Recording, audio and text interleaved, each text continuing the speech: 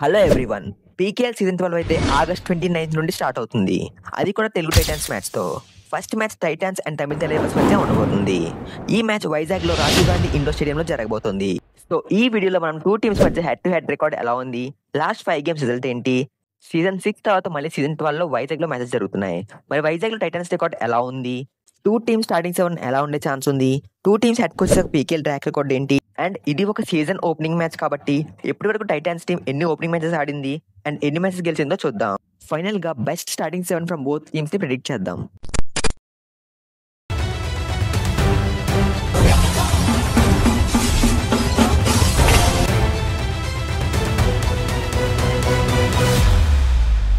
ముందుగా head to head record చూసుకుంటే ఇప్పటివరకు టూ టీమ్స్ మధ్య 16 మ్యాచెస్ జరిగాయి.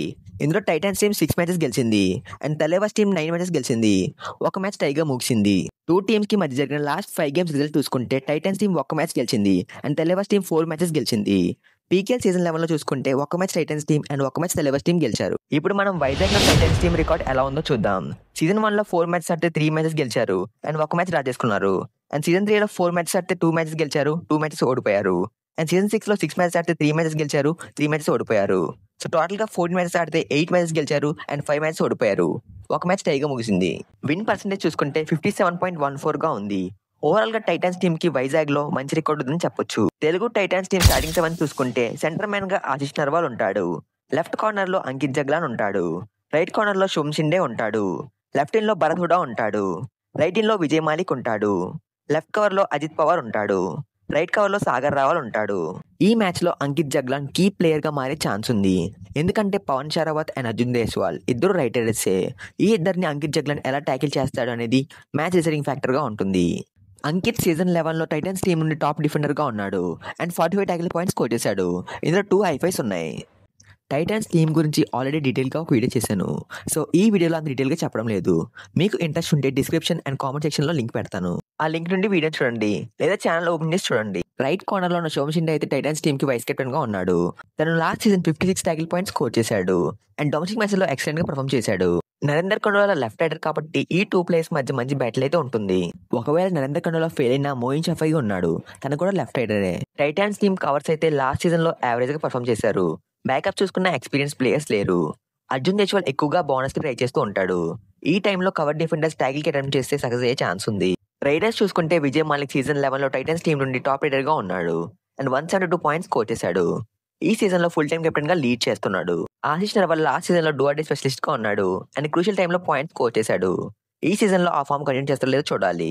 అండ్ ఈ మ్యాచ్ లో తను పాయింట్స్ స్కోర్ చేయడం కష్టం అవ్వచ్చు, ఎందుకంటే లెఫ్ట్ కార్నర్ లో నితేష్ కుమార్ చాలా మంచి ఫామ్ లో ఉన్నాడు. Bharat Hooda performance last season లో అంతగా బాగాలేదు. తను మెయిన్ రైడర్ గా ఆడినప్పటికీ కేవలం 116 పాయింట్స్ స్కోర్ చేశాడు.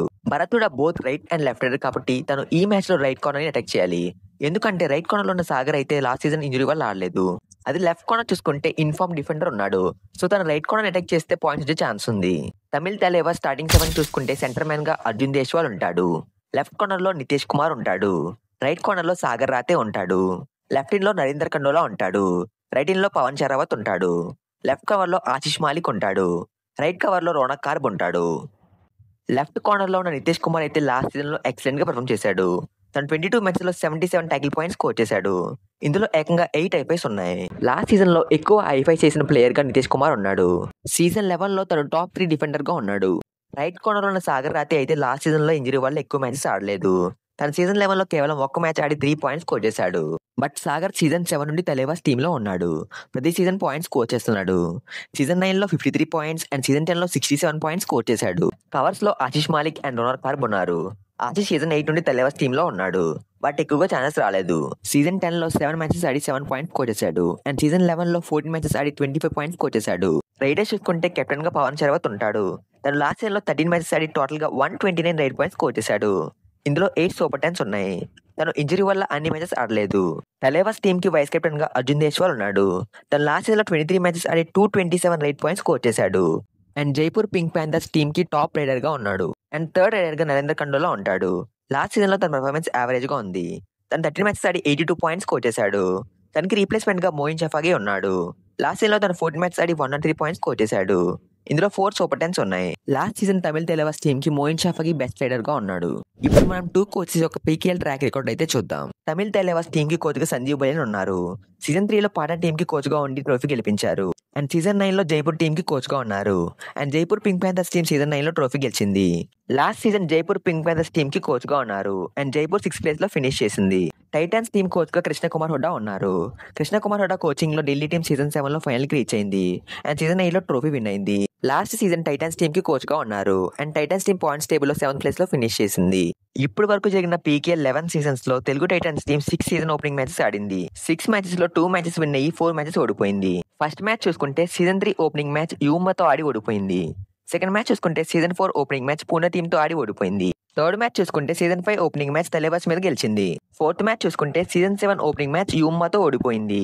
రీసెంట్ గా జరిగిన సీజన్స్ చూసుకుంటే సీజన్ 10 ఓపెనింగ్ మ్యాచ్ గుజరాత్ తో ఓడిపోయింది. And season 11 opening match Bengaluru bulls మీద గెలిచింది. ఫైనల్ గా 2 టీమ్స్ నుండి బెస్ట్ స్టార్టింగ్ 7 ని ప్రిడిక్ట్ చేద్దాం.